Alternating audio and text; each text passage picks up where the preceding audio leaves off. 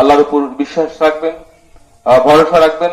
আপনারা যে ভোট আমাদেরকে দিয়েছেন, বাংলাদেশের প্রধানমন্ত্রী দেশরত শেখ হাসিনার মার্কা নৌকাকে যে ভোট দিয়েছেন, আমাকে যে ভোট দিয়েছেন, ইনশাল্লাহ আপনারা প্রতারিত হবেন না।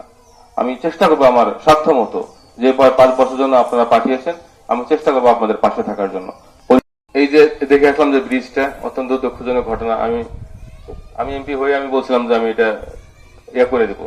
আমি কিন্তু মোটামুটি যারা এটা চালাইতো আমি তাদের কিছু ক্ষতিপূরণ দিয়েও আমি বলছিলাম যে টাকা পয়সা না নিতে। হয়তো বা মাঝে মাঝে নেয় এরকম সিচুয়েশন, কিন্তু না নিলে ভালো হয়। তারপরেও আমি বলি আপনাদের জ্ঞাতার্থে, এটার জন্য আবেদন কিন্তু আমরা অলরেডি পাঠিয়ে দিয়েছি।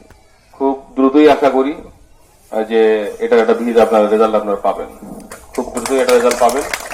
আমরা অলরেডি ফরওয়ার্ড করে দিছি, আমরা ডিও জমা দিছি। তো আমাদের নদীর যে প্রকল্প, আমি এটা অনেক বড় একটা প্রকল্প আমরা নিচ্ছিলাম, আমি না আপাই বলে দিছে এই লেফট ব্যাংক তোমরা একটু কাজ দিও। এই যে বলে দেওয়া, এইভাবে যে বলে দেওয়া, আপা কিন্তু বলে দেয়। আমার যদি সুযোগ থাকে আমরা যদি আপাকে একটু বলে দিই, আপা দেখবেন কৃষিমন্ত্রীকে বলে দিবে যে একটু দেখে দিও।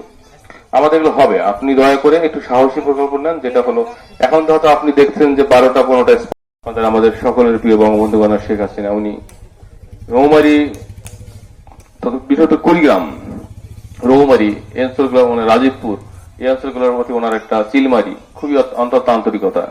উনি পার্লামেন্টের চিলমারির কথা